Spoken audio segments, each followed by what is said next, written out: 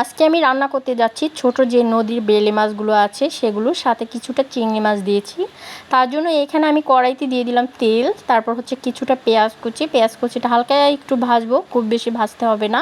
ভাজার পরে একটু পানি দিয়ে দিব যাতে মশলা দেওয়ার পরে পুড়ে না যায়। তো একটু ভাজার পরে আমি সামান্য একটু পানি দিয়ে দিচ্ছি। এখন হচ্ছে মশলাগুলো অ্যাড করব, এই জন্য আগে থেকে পানি দিলাম।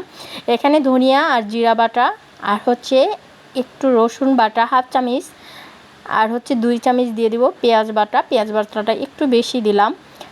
আর হচ্ছে 1 চামচ দিয়ে দিব মরিচের গুঁড়ো, হাফ চামচ হলুদের গুঁড়ো। সব কিছু দিয়ে একটু সামান্য লবণ দিয়ে দিব। ভালো করে এখন হচ্ছে মশলাটা কষিয়ে নিব। আমার দাদু না ছোটোবেলা দেখতাম ছোটো মাছ চচ্চড়ি বা যে কোনো পাতুরি করতো, একদম ঝাল ঝাল কটা কটা করে বেশি করে হলুদ মরিচ মশলা দিয়ে এত মজা লাগতো কি বলবো। তো দাদুর মতো রান্না করতে চাই, বাট কখনই হয় না, আজকেও হবে না, কারণ আমার দাদু হচ্ছে তেলটা খুবই পরিমাণে কম দিত, আমি তেল অনেক বেশি দিয়ে দিয়েছি। আর যেহেতু দাদু সব কিছু শিলপাটা বেটে দিত, আমিও কিন্তু আজকে শিলপাটার বেটে নিয়েছি, সব কিছু নিলেও কিন্তু হবে না দাদুর মতো। যাই হোক, সুন্দর করে মশলাটা কষিয়ে নিচ্ছি। তেলটা অনেক বেশি হয়ে গিয়েছে, চাইছিলাম কম তেল দিয়ে দাদুর মতো রান্না করতে, বাট হবে না।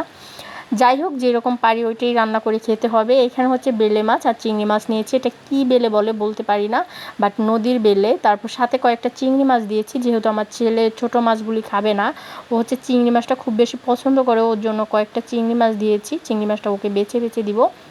মাছগুলো দেওয়ার পর আলতো হাতে আমি নেড়ে চেড়ে একটু কষিয়ে নেব। খুবই আলতো হাতে নাড়া দিতে হবে যাতে ভেঙে না যায়। এই মাছগুলো হচ্ছে অনেক বেশি সফট, মানে নরম। তো আমি একটু নাড়াচাড়া দিয়ে সামান্য একটু কষিয়ে নেওয়ার পরে ঝোলের পানি দিয়ে দিব। ঝোলের পরিমাণটা একটু কম দিব, যেহেতু এই মাছগুলো সিদ্ধ হতে খুব বেশি সময় লাগবে না। তো আমি এরকম একটা চামচ দিয়ে নাড়া দিচ্ছি যাতে ভেঙে না যায় মাছগুলো। এখন হচ্ছে ঝোলের পানিটা দিয়ে দিলাম খুবই কম পরিমাণে, কারণ চিংড়ি মাছ আর এই বেলে মাছগুলো সিদ্ধ হতে একদমই বেশি সময় লাগে না। তারপরে দিয়ে দিলাম আরও কয়েকটা কাঁচামরিচ কুচি করে, যেহেতু আমি চাইছিলাম ঝাল ঝাল কটা কটা করে রান্না করব, সেজন্য আমি আরও কয়েকটা কাঁচামরিচ দিলাম। এখানে ধনিয়া পাতা বা টমেটো কিচ্ছু অ্যাড করব না, এইভাবে জাস্ট আমি মাছটা একটু চচ্চড়ি করব। এইভাবে করে খেতে কিন্তু বেশ ভালো লাগে, টমেটো দিলে সেইটার টেস্টটা অন্যরকম হয়ে যায়। আর একটু ঝাল ঝাল বেশি করে মশলা কটা কটা করে দিয়ে মাছটা চচ্চড়ি করলে কিন্তু খেতে অন্যরকম একটা টেস্ট। যাই হোক, আমি আলতো হাতে বারবার একটু নেড়ে চেড়ে দিচ্ছি যাতে নিচ দিয়ে পোড়া না লেগে যায়, পোড়া লেগে গেলে বাজে একটা গন্ধ আসবে। এখন হচ্ছে চুলার আঁচটা লো থেকে হাই থেকে একটু মাঝামাঝি রেখে আমি হচ্ছে রান্নাটা করে নিচ্ছি।